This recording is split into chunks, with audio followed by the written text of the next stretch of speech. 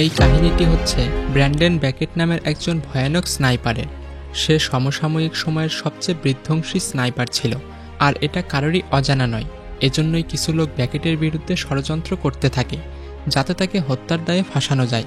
কিন্তু ব্যাকেটও ভালোভাবে জানে ওদের মতো লোকদের থেকে কিভাবে নিজের পিছু ছাড়াতে হয়। তাহলে চলুন শুরু করি স্নাইপার রিলেটেড আজকের এই অসাধারণ মুভির এক্সপ্লেনেশন। সিনেমার শুরুতে আমরা উইকি নামের একজন মেয়েকে দেখি, যে একজন কন্ট্রাক্ট কিলার। দিয়াজ নামের একজন রাষ্ট্রদূত দুই রাষ্ট্রের মধ্যে ভালো সম্পর্ক গড়ে তোলার জন্য আমেরিকায় এসেছে। কিন্তু সম্পর্ক ভালো হোক এই বিষয়টি সবাই চায় না, তাই কিছু লোক উইকির সাথে ডিল করেছে দিয়াজকে মারার জন্য। তো উইকি তার বন্দুকের নিশানা লাগায় দিয়াজের দিকে। দিয়াজ তার ভাষণ শুরু করবে, এমন সময় উইকি তার নিশানা বরাবর গুলি ছোড়ে। অবর্ত উইকির গুলি যেয়ে লাগে দিয়াজের মাথা বরাবর, সাথে সাথে সে মারা যায়। এখন গুলি কোথা থেকে ছোড়া হলো বা কে ছুড়ল তা কেউই বুঝতে পারে না, তাই উইকি নিশ্চিন্তে সেখান থেকে চলে যায়। এমন সময় আমরা ডিটেকটিভ ফ্র্যাঙ্কলিনকে কারো সাথে ফোনে কথা বলতে দেখি। তখন তার সহকর্মী জুলিয়েট এসে বলে, আমরা হয়তো জানতে পেরে গেছি দিয়াজকে কে হত্যা করেছে। এত দূর থেকে এত সূক্ষ্মভাবে স্নাইপার চালানোর মতো ব্যক্তি একজনই আছে, যার নাম সার্জন ব্র্যান্ডন ব্যাকেট। যখনই শ্যুট আউট হয়েছিল ব্যাকেটকে সেখানেই দেখা গিয়েছিল। এই কথা শুনে ফ্র্যাঙ্কলিন দ্রুত ডিটেকটিভ সারাকে ডেকে পাঠায়। সে বলে যত দ্রুত সম্ভব ব্যাকেটকে গ্রেপ্তার করো, যেন সে কোনোভাবেই পালাতে না পারে। পরের দৃশ্যে আমরা ব্যাকেটকে দেখতে পাই। সে নিজের বাড়িতে ভিডিও গেম খেলছিল। সে জানতই না পুলিশ তাকে ধরতে আসছে। ব্যাকেট গত 5 বছরে কোনো ছুটি নেয়নি, তাই সে প্রথম ছুটি এনজয় করছিল। তখনই দরজা ভেঙে পুলিশ ঘরের ভেতরে প্রবেশ করে। ব্যাকেট বুঝতেই পারছিল না তার সাথে কি হচ্ছিল। সে পুলিশদের অনেক বোঝানোর চেষ্টা করে, কিন্তু কেউই তার কোনো কথা শোনে না। পুলিশরা তাকে গ্রেপ্তার করে বাড়ির বাইরে নিয়ে আসে। তখনই আমরা বাড়ির বাইরে আবার উইকিকে দেখতে পাই। সে তার টিমকে জানায় ব্যাকেটকে পুলিশ ধরে ফেলেছে। উইকি এখানে ব্যাকেটকে মারার জন্য এসেছিল, যাতে সবাই ভাবে ব্যাকেট দিয়াজকে হত্যা করেছে। এ কারণে সে সুইসাইড করেছে। সেই সাথে কেসটি এখানেই বন্ধ হয়ে যেত। উইকিও তার লোকজন জেনে বুঝেই ব্যাকেটকে ফাঁসিয়েছে, কিন্তু ব্যাকেটের কপাল ভালো, পুলিশ তাদের থেকে ফাস্ট ছিল, যার কারণে উইকি পুলিশের আগে পৌঁছাতে পারেনি। এরপর আমরা দেখতে পাই সিআইয়ের একটি সেফ হাউসের দৃশ্য, যেখানে ব্যাকেটকে বাধা অবস্থায় দেখা যায়। তখন ব্যাকেটের কাছে ফ্র্যাঙ্কলিন আসে। সে সরাসরি জিজ্ঞাসা করে, কেন তুমি দিয়াজকে হত্যা করেছ, আর কে বা কারা তোমাকে এ কাজ করতে বলেছে। ব্যাকেট এখানে তার কোনো প্রশ্নের উত্তর দেয় না। একটু পর সে বলে, আমি কাউকে হত্যা করিনি। এরপর ফ্র্যাঙ্কলিন বলে, আমাকে দেখে কি তোমার 3rd ক্লাস পাগল মনে হয়? যেখানে ওই মার্ডার হয়েছে ওখানে তোমার ডিএনএ পাওয়া গেছে, তাই চালাকি অন্য কোথাও দেখাও, ভালো কিছু করতে পারবে। সেই সাথে তোমার পুরো ট্রাভেল হিস্ট্রি আমাদের কাছে আছে, যেগুলো তোমার দিকেই ইশারা করছে। আমি নিশ্চিত যে এই খুন তুমিই করেছ, কিন্তু আমার একটা বিষয় নিশ্চিত হওয়া দরকার, আসলে তোমার বাবাও কি এই ঘটনার সাথে জড়িত আছে? যদি থাকে তাহলে এখনই আমাকে বলে দাও, আর আমরা যদি তাকে ধরি তাহলে বুঝতেই পারছো তার সাথে কি অবস্থা হবে। এরই মধ্যে রোজেনবার্গ নামের এক ব্যক্তি সেখানে আসে। সে হোমল্যান্ড সিকিউরিটির জন্য কাজ করে। রোজেনবার্গও ব্যাকেটের সাথে কথা বলা শুরু করে। সে বলে, আমি ওদের মতো অন্ধ নই, এত দ্রুত আমি কোনো সিদ্ধান্ত নেই না। যদি তুমি নির্দোষ হও ভালো কথা, আর যদি দোষী হও তোমাকে আমার হাত থেকে কেউ বাঁচাতে পারবে না। যতদিন তোমার এই বিষয়টি পরিষ্কার না হবে ততদিন তুমি বন্দী থাকবে। এসব শুনে ব্যাকেট বলে, আমি লিখে দিতে পারি আমি কোনো অন্যায় করিনি। যখন তুমি নিজেই জানতে পারবে আমার কোনো দোষ নেই, তোমার আফসোস হবে। এরপর ফ্র্যাঙ্কলিন সহ কিছু লোক ব্যাকেটকে ওখান থেকে নিয়ে যায়। এরপর আমরা একটি রাশিয়ান কিলারকে দেখতে পাই, যার কাছে একটি কল এসেছে। ফোনের অপর প্রান্ত ব্যক্তি তাকে বলে, ব্যাকেট নামের একজনকে হত্যা করতে হবে, যার বিনিময়ে তোমরা অনেক টাকা পাবে। এই কথায় ওই রাশিয়ান রাজি হয়ে যায়। তারা দলবল নিয়ে ব্যাকেটকে হত্যার উদ্দেশ্যে বেরিয়ে পড়ে। এদিকে রোজেনবার্গ জুলিয়েটের সাথে কথা বলার জন্য এসেছে। জুলিয়েট দিয়াজ মার্ডার কেসের রিপোর্টটি তৈরি করছিল। এজন্য বার্গ তাকে জিজ্ঞাসা করে, তুমি কিভাবে বুঝলে ব্যাকেট আসল অপরাধী? তখন জুলিয়েট একে একে বিষয়গুলি খুলে বলে। সে একটি ভিডিও দেখিয়ে বলে, এই গুলিটি প্রায় 1.2 মাইল দূর থেকে চালানো হয়েছে, আর বর্তমানে ব্যাকেট ছাড়া এত দূর থেকে নিশানা নেওয়া কারো পক্ষেই সম্ভব নয়। জুলিয়েট একে একে ব্যাকেটের বিশেষ দিকগুলো তুলে ধরে। এছাড়া সে আরও বলে, এখানে আমরা ব্যাকেটের ডিএনএ পেয়েছি, সেই সাথে তার ট্রাভেল হিস্ট্রিও আমাদের কাছে আছে, যা প্রমাণ করে ব্যাকেটই এই মার্ডারটি করেছে। এসব দেখে মিস্টার বার্গও কনভিন্স হয়ে যায়, কিন্তু দিয়াজের ভিডিওতে সে আরও একজন ব্যক্তিকে দেখতে পায়। তাকে দেখে রোজেনবার্গ অবাক হয়ে যায়। সে বলে, বিষয়টি আমি কিছুতেই বুঝতে পারছি না। এই ব্যক্তির কি সম্পর্ক দিয়াজের সাথে, কারণ সে একটি ওষুধ কোম্পানির মালিক, তার নাম হচ্ছে ডোনাল্ড সাউথ, কিন্তু দিয়াজের সাথে সে কি করছে, যার কারণে রোজেনবার্গের এই ব্যক্তির ওপর সন্দেহ হয়। এদিকে রাশিয়ান মাফিয়ারা প্রস্তুতি নিচ্ছিল ব্যাকেটকে মারার জন্য। তারা ব্যাকেটকে মারার জন্য তাদের গাড়ির পিছু করতে থাকে। ব্যাকেট তো খুবই সতর্ক ছিল, স্নাইপার হওয়ার কারণে সে খুব সহজেই আশেপাশের অবস্থা বুঝে যায়। এসব ব্যাকেটের সাধারণ বৈশিষ্ট্যের মধ্যে ছিল। সে সবাইকে সাবধান করে দেয়। সে বলে, শীঘ্রই আমাদের উপর হামলা হতে চলেছে। কিছুক্ষণ পরে একটি ট্রাক রাস্তা ব্লক করে দাঁড়ায়। এরপর সবাই বুঝে যায় এতক্ষণ ব্যাকেট সত্যি কথাই বলছিল। ব্যাকেটরা গাড়ি ঘুরিয়ে পালানোর চেষ্টা করে, বাট পালানো কি এতই সহজ? পেছন থেকে আরও একটি ট্রাক তাদের গাড়িতে ধাক্কা মারে। দুজন মাফিয়া নেমে ব্যাকেটের ওপর গুলি চালাতে থাকে। মুহূর্তের মধ্যেই তারা সকল পুলিশকে হত্যা করে ফেলে। এদিকে ব্যাকেট হাত করার চাবি পেয়ে নিজেকে মুক্ত করে নেয় এবং দুইটি গান নিয়ে রেডি হয়ে যায়। যখনই দুইজন গ্যাংস্টার গাড়ির কাছে আসে, ব্যাকেট একেবারে দুজনকে গুলি করে উড়িয়ে দেয়। এখন ব্যাকেট বাকি লোকদের জন্য অপেক্ষা করছে। তখন আমরা সেই ভয়ানক স্নাইপার উইকিকে দেখি। সে দূর থেকে ব্যাকেটের ওপর নিশানা লাগাচ্ছিল। এদিকে ব্যাকেট ভাবে সে গাড়িটি নিয়ে চলে যাবে। সে ড্রাইভিং সিটের দিকে যাচ্ছিল, তখনই উইকি তার ওপর গুলি চালিয়ে দেয়। কিন্তু একটুর জন্য ব্যাকেট এ দফায় বেঁচে যায়। সে একটুও সময় নষ্ট না করে সেখান থেকে পলায়ন করতে থাকে। যাই হোক, এতে উইকি খুব রেগে যায়, যার কারণে সে বাকি রাশিয়ানদের হত্যা করে ফেলে। অপরদিকে মিস্টার রোজেনবার্গকে দেখা যায়। সে যে কোনোভাবে সাউথের কাছে পৌঁছাতে চায়। সে জানতে পারে সাউথ একটি হোটেলে অবস্থান করছে। হোটেলে দেখা যায় সাউথ একটি মেয়ের সাথে ডিনার করতে এসেছে। মেয়েটির সাথে আস্থার ডেট রয়েছে। তারা তো পুরোই অন্য জগতে ছিল। কিন্তু কি আর করার, মিস্টার বার্গ চলে এসেছে। মিস্টার বার্গ মেয়েটিকে বলে, তোমার বাড়িতে কি বাপ ভাই নেই? যাও এখান থেকে। ছেলে দেখলেই যে কোথা থেকে চলে আসে। এরপর রোজেনবার্গ সাউথকে জিজ্ঞেস করে, যখন দিয়াজ খুন হয় তুমি ওখানে কি করছিলে? সাউথ তাকে ভুলভাল পট্টি পড়াতে থাকে। সে বলে, আমার কোম্পানি লসে চলছে। যদি ওই ডিলটি হতো তাহলে আমার কোম্পানির লাভ হওয়ার সম্ভাবনা ছিল, তাই আমি ইনভাইটেশন পেয়ে ওখানে গিয়েছিলাম।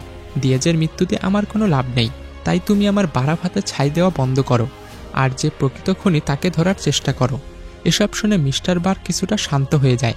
এদিকে সারা ফ্র্যাঙ্কলিনকে জানায় রাশিয়ানরা ব্যাকেটের ওপর হামলা করেছিল, যার কারণে ব্যাকেট ওখান থেকে প্রাণ বাঁচিয়ে পালিয়ে গেছে।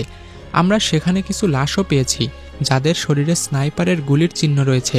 কোনো একজন স্নাইপার দূর থেকে তাদের ওপর গুলি চালাচ্ছিল। এজন্য আমার মনে হয় ব্যাকেটের প্রাণ পাখি যে কোনো সময় উড়ে যেতে পারে। ফ্র্যাঙ্কলিন বলে, ব্যাকেটের কোনো বিপদ নেই। তুমি যে স্নাইপারের কথা বলছো সে আর কেউ নয়, তার বাবা থমাস।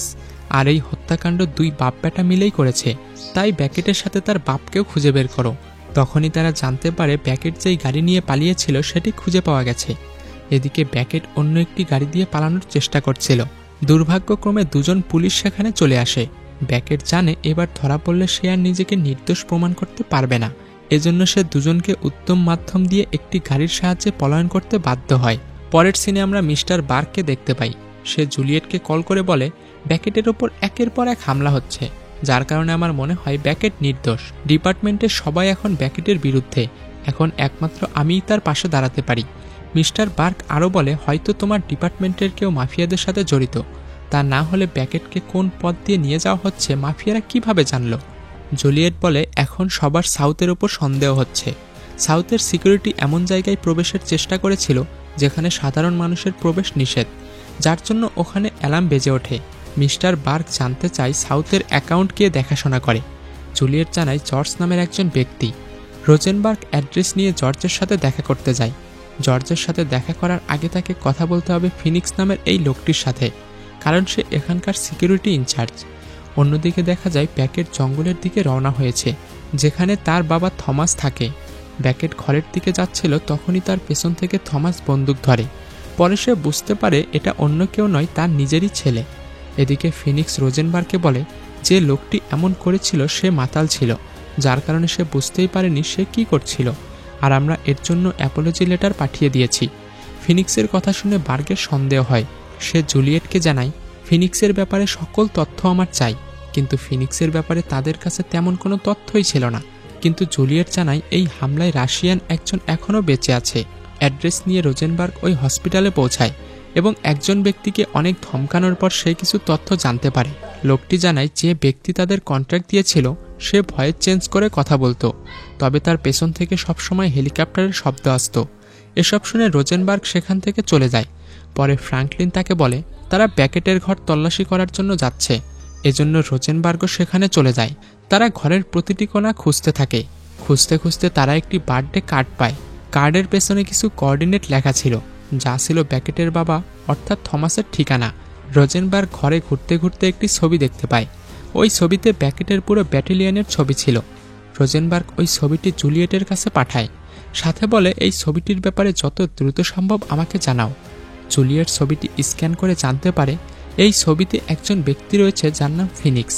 সে সাউথের সিকিউরিটি সিস্টেম দেখাশোনা করে, যার সাথে একটু আগেই রোজেনবার্গ দেখা করেছিল। জুলিয়েট জানায় রেকর্ড অনুযায়ী ফিনিক্স 2 বছর আগেই মারা গিয়েছে। এ কথা শুনে রোজেনবার্গের পুরো বিশ্বাস এই ঘটনার পেছনে ফিনিক্স জড়িত রয়েছে। সে এবার সরাসরি জর্জের কাছে পৌঁছায় এবং তাকে উত্তম মাধ্যম দিয়ে জানতে চায় তুমি ফিনিক্স সম্পর্কে কি জানো, আর তোমরা কেনই বা সিকিউরিটি ব্রেক করার চেষ্টা করেছিলে। জর্জ এবার তার মুখ খুলতে বাধ্য হয়। সে বলে তারা আমার পরিবারকে বন্দি করে আমাকে এসব করতে বাধ্য করেছে। যদি আমি সিকিউরিটি ব্রেক না করতাম তাহলে তারা আমার পুরো পরিবারকে হত্যা করত। তাদের এখন এর থেকেও ভয়ানক কিছু করার প্ল্যান রয়েছে। এরপর আমরা ব্যাকেটকে দেখতে পাই, সে তার বাবার সাথে সময় কাটাচ্ছে। তারা কথা বলছিল, এমন সময় সে সিসিটিভিতে দেখতে পায় ফ্র্যাঙ্কলিন তার দলবল নিয়ে এখানে চলে এসেছে। এজন্য থমাস ব্যাকেটকে একটি স্নাইপার দিয়ে পেছনের দরজা দিয়ে বের করে দেয় আর বলে তুমি এখান থেকে দূরে কোথাও চলে যাও। সেই সাথে থমাসও বাইরে আসতে শুরু করে। তখনই রোজেনবার্গ ফ্র্যাঙ্কলিনকে ফোন করে বলে আমার কাছে শক্ত প্রমাণ আছে যে ব্যাকেট সম্পূর্ণ নির্দোষ। আমি মাত্রই জর্জের সাথে কথা শেষ করে ফিরছি।